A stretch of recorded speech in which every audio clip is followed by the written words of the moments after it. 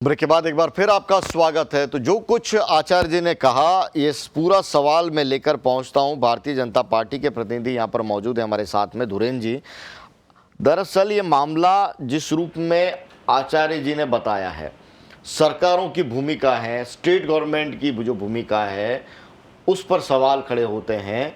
वो ऐसी परिस्थितियां हैं, वो रोकने का काम सिस्टम नहीं करता, इसलिए गौरक्षक दल है या तमाम इस तरह के लोग हैं वो आगे आके अपना काम करते हैं और इसमें हिंसा होती है। तो इस हिंसा को जस्टिफाइड नहीं करता है, लेकिन जो जिस रूप में ये सिस्टम है जो चल रहा है, उसकी मॉनिटरिंग कौन करेगा? प्रधानमंत्री ने भी आज यही कहा कि राज्य सरकारों का विषय कानून व्यवस्था का। विशाल जी, पहले तो मैं आपका आभार प्रकट करता हूं कि आपने एक ऐसे विषय को आपने रखा जिस पर राजनीति करना ठीक नहीं है। हाँ। और ना राजनीति का विषय है, लेकिन साथ साथ गायो विश्व मात्र के आधार पर मैं राजस्थान के यशस्वी मुख्यमंत्री वसुंधरा राजे जी का मैं आभार प्रकट करना चाहता हूं कि देश में प्रथम ऐसा राज्य है जो गौपालन विभाग बनाया गया, और बनाने के साथ साथ गौ रक्षा के लिए 39 पुलिस चौकी का निर्माण 2014 के अंदर जो सूर्य संकल्प यात्रा का हमने जो 13 में निकाली थी, तो यात्रा के दौरान जिस विषय को हमने देखा, तो गौ रक्षा भी एक ऐसा विषय था। उस विषय के आधार पर आदरणीय वसुंधरा राजे जी ने 39 पुलिस चौकियों का निर्माण उस समय 2014 के अंदर दिया गया था। तो ऐसा विषय नहीं है कि राज्य सरकारें इस प्रकार कार्य नहीं कर रही। रहा सवाल हिंसा का, इसका कोई समर्थन किसी पार्टी को दल नहीं करता है। हाँ, लेकिन लगातार जो आप कह रहे हैं कि चौकियां हैं, अभी मैं देख रहा हूँ 13 जून की घटना है, राजस्थान के अंदर गौरक्षकों ने गायों से भरे हुए 5 ट्रक को पकड़ा। ये 13 जून की घटना है। ये तमाम गौरक्षकों ने पकड़ा है। कहीं भी सरकार का कहीं चेहरा सामने नहीं आता है, सिस्टम का चेहरा सामने नहीं आता कि उन्होंने क्या किया। जो चौकियां हैं उन पे कितना काम हो रहा है वो कभी नहीं आता। जब भी भूमिका आती है, पकड़ना चाहे तो आज पकड़। नहीं, ऐसा नहीं विशाल जी, ऐसा नहीं है, ऐसा नहीं है जी। सरकारें अपने स्तर पर कानून व्यवस्था के आधार पर अपना कार्य कर रही है। हाँ। रहा सवाल गौ रक्षकों के माध्यम से इन प्रकार के जो कई बार विषय ऐसे आ जाते हैं, हाँ, कि गौ रक्षक के जो कार्यकर्ता हैं, मैं आभार प्रकट करना चाहूँ उनका भी, कि किस प्रकार का अनगलत कोई कार्य ना हो, लेकिन सरकार अपने स्तर पर मुस्तैद है। अनवर साहब, मैं आपसे जानना चाहता हूं इस पूरे मसले पर क्या कहेंगे? आपने दोनों पक्ष सुने, कांग्रेस को भी हम लेंगे बीच में। देखिए, दो बिंदु हैं। हाँ। एक है गौ सेवा, हाँ। एक है गौ रक्षा। हाँ। रक्षा का अधिकार प्रशासन का होता है, पुलिस का होता है, हुकूमत का होता है, और वो कानून के द्वारा निष्पादित होता है। और गौ रक्षकों के नाम से तथाकथित गौ रक्षक, इन्होंने अधिकार किस प्रकार से कानून अपने हाथ में लिया है और उसके लिए क्या मैसेज दिया राज्य सरकारों ने।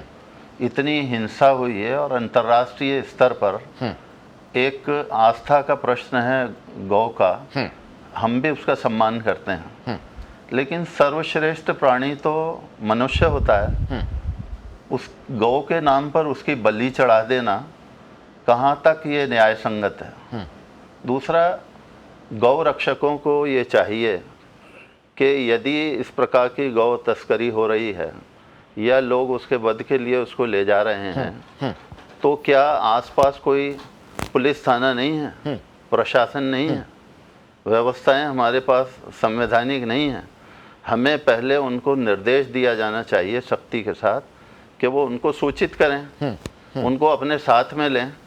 जैसा अभी आचार्य श्री ने फरमाया है कि उनके साथ साथ में बंदूकधारी या पिस्तौलधारी फायर करते हैं, तो जो दल चले हैं ट्रकों के अंदर भर कर के चले हैं, मैं एक प्रश्न करना चाहूँगा इस पर कि क्या उनमें से किसी ने अपनी रक्षा में आगे बढ़ कर के, जिनकी पिटाई हुई और जिनको मारा गया है, क्या उन्होंने आत्मरक्षा में गोली चलाई है? एक भी ऐसी घटना नहीं घटी है। निहत्थे निरीह लोगों के ऊपर 50-50 लोगों का टूट पड़ना, क्या ये धर्मांधता नहीं है? क्या ये गौ रक्षा के नाम पर हिंसा नहीं है? मुद्दा ये है ना, जब पुलिस एक व्यवस्था के लिए हम जो उनको रोकने के लिए जो पूरी अपनी क्षमता लगा रहे हैं, क्या वो क्षमता पूरे सिस्टम को अवेयर करने के लिए, उस सिस्टम को मजबूर करने के लिए नहीं लगा सकते? क्या उन अधिकारियों, उन पुलिस की जिम्मेदारी को सुनिश्चित करने में नहीं लगा सकते क्या, कि जिनकी जिम्मेदारी उस तस्करी को रोकना? जी, मैं लगा सकता हूँ। आपने पहले बोला था कि भी ये राजनीतिकरण गाय के नाम पर हो रहा है। आप देखिए कि गुड़गांव के अंदर जब तस्करी होती है हाँ, हाँ, तो आयोग की तरफ से एक आईजी भारती अरोड़ा है, हाँ, हमने उनको कहा कि मेवात में जो तस्करी होती है, हाँ, आयोग से मुख्यमंत्री हरियाणा सरकार से निवेदन किया कि इनकी ड्यूटी लगाई जाए। हाँ, तो मेवात में कुछ ही लोग हैं ठीक है, जो मुस्लिम धर्म को अपनाते हैं, मुस्लिम धर्म से हैं, हाँ, परंतु पूरे मेवात को बदनाम किया जाता है हाँ, कि भाई ऐसे ऐसे ये लोग यही काम करते हैं, हाँ, इस तरह से। हाँ, परंतु कुछ ही लोग हैं, जब उनका पूरा खाका तैयार किया गया और उन पर नकेल कसनी शुरू हो गई, तो हरियाणा में जैसे उत्तर प्रदेश में गौ तस्करी बहुत अधिक मात्रा में बंद हुई है हाँ, योगी जी के आने से, ठीक। ऐसे पूरा अंतर पड़ गया था। लेकिन वहाँ जो आईजी लगाई थी उसको वहाँ से हटा दिया। क्या कहिएगा, इसमें क्या पहलू नजर आता है? ये बात सही है कि गाय इस देश में आस्था का प्रश्न है और गौ हिंसा हो रही है जो एक आंतरिक सुरक्षा का इश्यू बन गया है। हाँ, जब जब घटनाएं होती है सरकारें अपने बयानों से ही काम चला लेती। मोदी जी खुद भी अलग अलग मंचों पे कह चुके हैं कि भाई